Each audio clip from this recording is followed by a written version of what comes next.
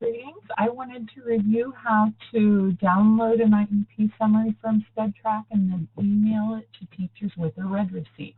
So we're going to start with SpedTrack because we have to download the IEP summary.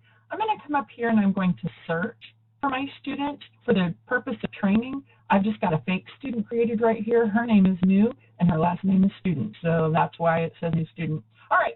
So basically, I am in my student's dashboard, okay? When I come down here, I really need to start by clicking on the IEP. Well, this is interesting because this student has two, the draft and the active. We need to send the general education teachers and other service providers the active IEP. So I am going to click on this fake student active IEP, okay? Once I get here, I don't have to do anything very special. I just come up here to print. Okay, I'm going to have lots of options here, and I can choose between the IEP summary and the whole IEP.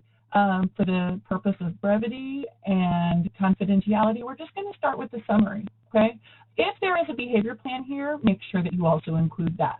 If a student has a behavior plan and it's not in the SpedTrack forms, then what you do is you go over and find the attachment, and you can find that there.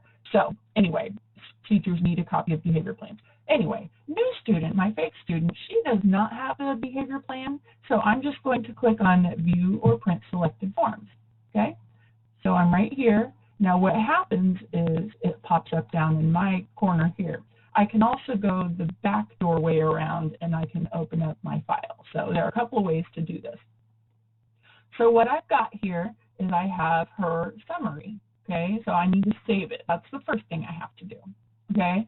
I am going to come over here and I have a folder already called Summaries for 2018. What I have here is it's already named with first name, last name, IEP Summary. I'm happy with that. I'm going to click Save.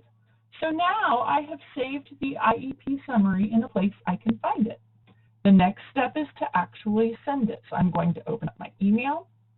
I'm going to click New. Okay, and I am going to type in all service providers and gen ed teachers who have the need to know if there is a class that PE and the student doesn't require any kind of testing accommodations for PE or anything like that, then I don't necessarily have to include the PE teacher. Okay, here's my biggest trick. When you title the subject is going to save you lots of heartache later.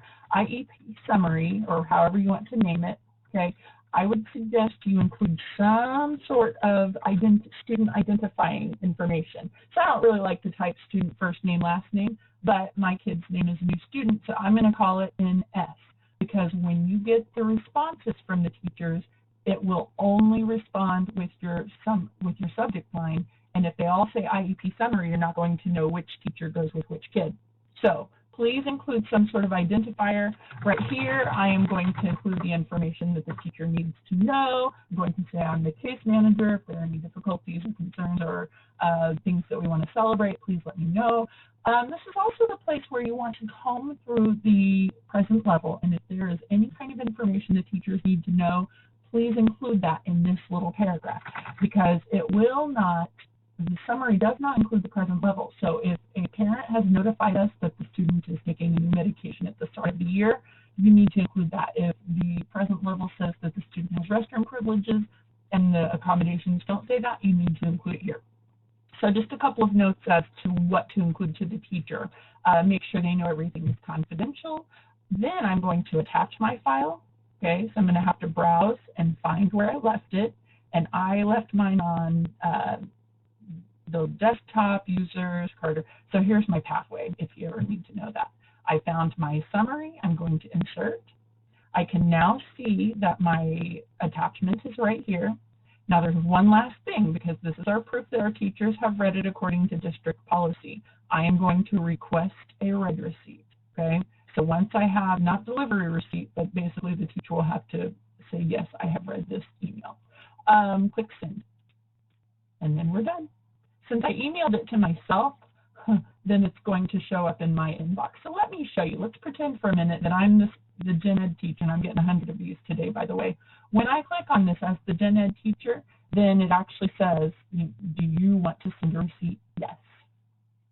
Now, let's go back to so of course I'm the gen ed teacher, I read it. Let's go back to seeing what the SPED teacher back to the case manager email, here's what I get. Now look here. If I hadn't included NS, student name, new student, then I would have no idea which teacher goes with which student. So that's why you really want to include that. I hope this helps. Good luck.